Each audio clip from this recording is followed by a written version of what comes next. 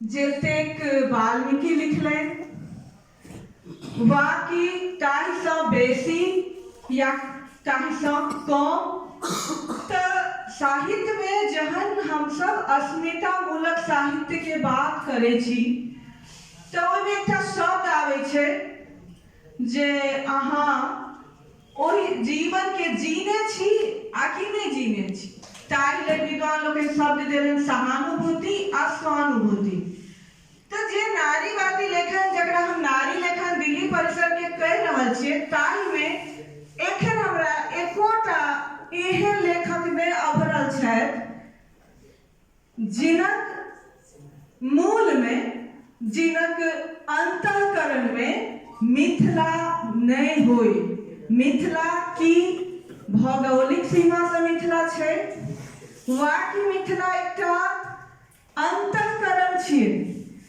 जो मिथिला एकटा अंतःकरण छै तो हमरा दिल्ली व अमेरिका में लिखल जाय वाला साहित्यक अध्ययन ताहि दृष्टि से करबाक खर्ता अछि। हम सब कहै छियै अच्छा दिल्ली में लिखे छथिन, नोएडा में लिखे छथिन, गुरुग्राम में लिखे छथिन, बहुत बढ़िया दिल्ली परिसर के देखल छै, बहुत नीक बात। ई एकटा सच छै, ई एकटा पक्ष छै। जेना हम सबसे पहिल नाम ले डॉक्टर शेफालिका वर्मा जी के, जिनका महादेवी हिंदी मैथिलिक उपमा देल गेल अछि आ से एहि लेल देल गेल अछि जे पीड़ा स्वर जेना हिंदी में महादेवी काव्य में भेटल ओहि रूप में मैथिली में शेफालिका वर्मा के काव्य में भेटैत अछि। और सबसे वरिष्ठ उम्रक दृष्टि से होय वा अध्ययन लेखनक दृष्टि से होय वा कि अनुभवक दृष्टि से होय, तै से ऊपर विधाक दृष्टि से लेखन एकटा कोनो लेखक के जे विधा छै ओकर व्यक्तित्व ओतेक रूप छै। जँ ओ कविता लिखै छथिन तो ओ एक पक्ष छै, मुदा हुनका जे साहित्य अकादमी पुरस्कार भेटलनि ओ हुनक आत्मकथा किस्त किस्त जीवन पर भेटलनि। ओहि किस्त किस्त जीवन में हुनक कवि रूप के सेहो हम सब चिन्ह सकै छी, रेखांकित क सकै छी। एकटा लेखक एक दिन में निर्मित नहीं होइ छै। यदि संस्मरण हुनकर देखी, कथा देखी और कविता हुनक 21वीं शताब्दी जेकरा हम सब कहै छियै 2000 ईस्वी यदि ओकरा हम सब मानै छियै तो ओकर पहिल 2 दशक 80 आ 90 ओहि सब दशक में वो बहुत सक्रिय लेखन में अभरै छथिन। हुनक साहित्य हमरा सबके बहुत सशक्त रूप में देखबा में अबैत अछि। तेकर संग संग हुनक जे लेखन के यात्रा छै से अखन गतिशील छै। नौकरी से कोनो व्यक्ति सेवानिवृत्त होइ छै, लेखक कहियो सेवानिवृत्त नहीं होइ छै। जहन सेवानिवृत्त भेलखिन शेफालिका वर्मा तहन हुनकर भीतर के जे लेखक छै ओकर एकटा नव आयाम हमरा सभक सोझा में अबैत अछि।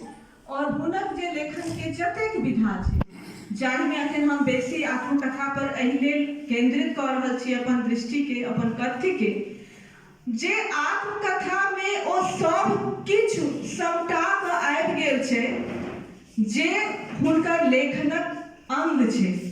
तथापि आब आत्मकथाक दोसर भागक हम अपेक्षा हुनका सँ कऽ रहल छी। एहि लेल जे हुनक भीतरक जे लेखल छै तकर विकास एखन भऽ रहल छै, ओ विकासशील छै, एखन ओहि में विराम नहीं छै। और एखन हुनक कैटा पोथी प्रेस में छै, ओ नित्य नव रचना कऽ रहल छथिन। आ युगक जे स्वर छै, जेना हम कहलहुँ कि भौगोलिक सीमा टा पर्याप्त छै नहीं, अंतःकरण साहित्य लेल आवश्यक छै। तहिना जे छै अंतःकरण के संग संग जे छै जे लेखक के जे योगीन बोध, युग बोध यानी युग बोध जे छै, काल बोध आ युग बोध आ देश काल जकरा हम सब सेहो कहै छियै साहित्य में कि भौगोलिक परिस्थितिक संग युग बोध के बहुत गहीन, बहुत सूक्ष्म निरीक्षण आ विश्लेषण हुनक साहित्य में हमरा सबके भेटैत अछि।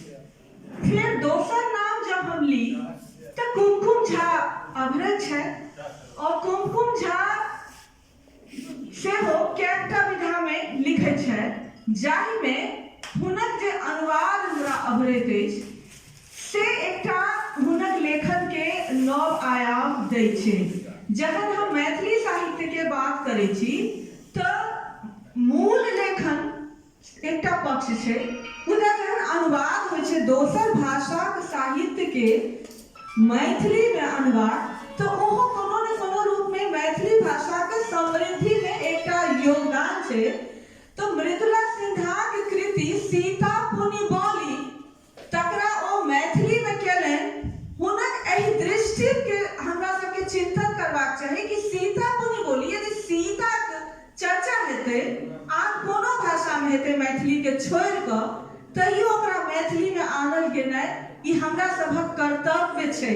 तऽ कुमकुम झाक लेखन में ओ कर्तव्य बोध सृजनात्मक लेखन में, अनुवाद में, दोनों तरह लेखन में कर्तव्य बोध ओ जे स्त्री विमर्श के बात करै छथिन तऽ एहन कतौ अहाँ के नहीं देखाई पड़त जे ओ अपन परंपरा सँ आकि अपन रीति रिवाज सँ कतौ ओ दूर जाइ छथिन। जेना एक बेर हुनकर जे छै से एकटा चर्चा में हम वक्तव्य सुनलियनि तो ओ कहलखिन जे हाँ जे हमरा सबके ठाम मधुश्रावणी होइ छै ओहिमे ठेहुन दागनाइ एकटा कुरीति छै, जेकर विरोध हम एतबे करब जे ओहिमे हम शीतल टेमी के प्रयोग करब। हुनकर ई कहनाइ एहि बात के द्योतक छै जे ओ अपन परंपरा के संरक्षण करऽ चाहै छथिन आ एकटा नव दृष्टि सँ, मानववादी दृष्टि सँ करऽ चाहै छथिन। जो हमरा परंपरा में कोनो कुरीति आबि गेल, कोनो रूढ़ि आबि गेल, तो ओकर संशोधन करैत ओ परंपराक पक्ष में ठाढ़ होय वाली लेखक छथिन। हुनक कविता अहाँ देखियो तऽ ओ कविता में स्त्री विमर्श के जहन बात करै छथिन तो ओ कतौ बहुत विरोध के प्रबल स्वर नहीं आनै छथिन, बहुत कोमल स्वर, मुदा ओहि कोमल स्वरक संग स्त्रीक व्यक्तित्व के चिन्हनाइ और ओहि स्त्रीक परंपरा वाले रूप के सेहो स्वीकार केनाइ। ओ कहै छथिन जे स्त्री जहन व्यक्ति छै तो ओकरा ई स्वच्छंदता छै जे अपन इच्छाक प्रयोग करय, मुदा ओकरा ई कर्तव्य बोध सेहो सब में हेबाक चाही जे ओ अपन इच्छा के दुरुपयोग नहीं करे। एहि क्रम में हमरा लेखिका अभिनय छथि कल्पना झा। कल्पना झा के हम शुरू में पढ़ने नहीं रही हैं, हमरा हुनका से साहित्यिक चौपाल में भेंट भेल और हुनक किछ कविता हम सुनलहुँ और पता चलल जे इहो अध्यापक छै। तो एहन एकटा हम सब धारणा नहीं बना ली कि सब लेखक अध्यापक छथिन, जेना कि एकटा तर्कशास्त्र विषय में एक तरह के बहुत से हो छै कि सभी अध्यापक लेखक हैं। ई एकटा संयोग मात्र छै और इस संयोग मात्र के एकटा और कारण ई भ सकै छै कि जहन क्यों व्यक्ति शिक्षा से जुड़े छै तो विचार से जुड़े छै और ताई ई एकटा कारण भ सकै छै कि अध्यापन से जुड़ल लोग लेखन में बेसी आबि जाइ छथिन। तो कल्पना झा जे एहि दुनू लेखक से किछ भिन्न काज केलथि से ओ बाल साहित्य दिस हुनक जे प्रयोग छै, जाहि में हमरा मोन पड़ैत अछि निनिया। तो बाल साहित्य लिखनाइ एकटा श्रम साध्य कार्य मानल जाइ छै। बाल मनोविज्ञान के बुझनाइ और बाल मनोमस्तिष्क के अध्ययन करैत किछु लिखनाइ और ओहि सँ बालक के एहन उपदेश देनाइ जे उपदेश हुनका कठिन नहीं लागे। जब बालक के बैसा कऽ उपदेश देल जाइ छै तो बालक के ओ एकटा कठिन सजा बुझाइ छै। तो एहि दिशा में बाल साहित्यक दिशा में हुनक प्रयास छनि। एकर अतिरिक्त ओ बहुत तरहक लेखन कऽ रहल छथिन। ओहिसँ कनि कम उमेर के, कनि कम वयस्क, बहुत सशक्त जे लेखिका लेखक निवेदिता झा देखाई पड़ै छै, जिनका हम कही जे एक शब्द में कि हुनक जे लेखन छनि ओहिमे प्रकृति के संग जब दोसर कोनो शब्द जुड़ै छै स्त्रीक संग तो प्रकृति आ पर्यावरण छै। और स्त्रीक स्वभाव जब हमरा बुझबाक हुए तो हम सब सीताक चाहे लोक कथा में देखली चाहे हम वाल्मीकि को ठाम देख ली या तुलसीदास को ठाम देख ली कि सीता प्रकृति प्रेमी छली, पर्यावरण प्रेमी छली। मैथिली में हम एखन वर्तमान में जतेक हम स्त्री लेखक के देख रहल छी, कवि के देख रहल छी, ताहि हमरा निवेदिता झा मिश्रा लिखे छथिन। हुनक लेखन में ई एकटा चीज देखाइए कि स्त्री व्यक्तित्व के बात केनाइ, स्त्री अधिकार के बात केनाइ, स्त्री कर्तव्य के बात केनाइ, और ताहि के संग संग प्रकृति आ पर्यावरण के संगे, संस्कृति के संगे प्रकृति आ पर्यावरण के जे आदिवासी विमर्श एखन एकटा सेहो अस्मितामूलक साहित्य के बहुत महत्वपूर्ण बिंदु छै, ताहि दृष्टि से सेहो ओ आदिवासी स्त्रीक पीड़ा, आदिवासी स्त्रीक जीवन आ जल जंगल जमीन के जे एकटा विमर्श छै, ताहि दृष्टि से सेहो हुनक रचना हमरा अभरैत अछि। और हुनक 3टा पोथी हमरा स्मरण में अबैत अछि, जे ओकर अलावा होय तऽ हम नहीं कहि सकै छी, जाहिमे स्त्रीक मौन जे अंतःकरण के हम सब चर्चा करै छी साहित्य में, तो स्त्रीक मौन सँ आरंभ होइ छै हुनक पोथीक जे कहि सकै छी यात्रा। तहन हमरे सँ राम, इहो देखियो प्रकृति से जुड़ल। और स्त्री के प्रकृति की छै? स्त्री के प्रकृति छै कि ओ बेरंग दुनिया में रंग भरे के जे प्रकृति छै स्त्री के, तकरा ओ कविता के शीर्षक में, कविता संग्रह शीर्षक में लऽ लै छथिन, हमरे सँ रंग। आ हुनक तेसर काव्य संग्रह छै मणिकर्णिका। तऽ हुनका हम एकटा बहुत सशक्त हस्ताक्षर के रूप में देखै छी, पबै छी। आभा झा नाम से 2 गोट हमरा दिल्ली परिसर में भेटे छथि, और दुनू आभा झा अपन अपन आभा छै। ओ दुनू अपन आभा से मैथिली साहित्य के नित नव रूप प्रदान कर रहल छथिन, जाहि में हम पहले बात करब आभा झा जे संस्कृत प्रवक्ता छै, संस्कृत के प्राध्यापक छै, और संस्कृतक हुनक जे विद्वता छै से हुनक लेखन पर अनायासे, सायास कतौ नहीं, कतौ ओ सायास अपन लेखन पर विद्वता के अलंकृत करे के कोनो कोशिश नहीं करे छथिन, कोनो एहन हुनक प्रयास नहीं रहे छै, चेष्टा नहीं रहे छै। मुदा अनायास सहज रूप से हुनक जे शब्द संपदा छै, हुनक जे बहुत अध्ययन छै, हुनक जे एकटा पाठ करबाक शैली छै, जे कि भारतीय परंपरा में जे हम सब शास्त्रीय आ लोक दोनों तरह के अध्ययन अध्यापन के शैली के बात करै छी, तो जे शास्त्रीय परंपरा छै अध्ययन के, से हुनक लेखन में आ हुनक वाचन में दोनों ठाम देखाई पड़ैत अछि। हुनको 4टा करीब पोथी प्रकाशित भऽ गेल छनि, और ओहो कविता, कथा, आलोचना, एहि सब बिंदु पर, एहि सब विधा पर निरंतर सक्रिय छै। और एखन हुनक जे रचना धर्मिता छै, तकरा हम सब कहि सकै छी जे अखन ओहिमे बहुत संभावना छै। अगला भावी 2 वर्ष में हुनका सेवानिवृत्ति सेहो हेबाक छै, तऽ ताहि से हम सब हुनका से और बेसी आस लगा सकै छी जे आबऽ वाला समय में मैथिली साहित्य में जे हुनक योगदान हेतनि से बहुत महत्वपूर्ण होमऽ जा रहल छै। और जे दोसर आभा झा छथिन, हुनक जे लेखन यात्रा शुरू होइ छै, हम ओहि वर्ष के मोन पाड़ऽ चाहै छी जखन कि 2018 में पहिल बेर मैथिली लिटरेचर फेस्टिवल भेल रहे। ताहि सँ 1-2 मास पूर्व हमरा हुनका सँ भेंट भेल छल, कवि राजीव झा एकांत के आवास पर एकटा कार्यक्रम के क्रम में, जे कार्यक्रम ऑनलाइन होइत छल, और तहन हमरा हुनक प्रतिभाक एकटा झलकी अभरल जे एहि कवि में बहुत संभावना बुझा रहल अछि। और कनिके दिन में कविता, गीत, गजल इत्यादि विधा में हुनक सक्रिय भूमिका हमरा देखाई पड़ल। मुदा एखन विगत हम 10 दिन पूर्व के बात करै छी जे हुनक किछु कविता हमरा फेसबुक पर अभरल, और जाहि सँ हमरा ई बुझना गेल कि काव्य शास्त्र में जेकरा ध्वनि काव्य हम सब कहै छियै कि साहित्य के आत्मा की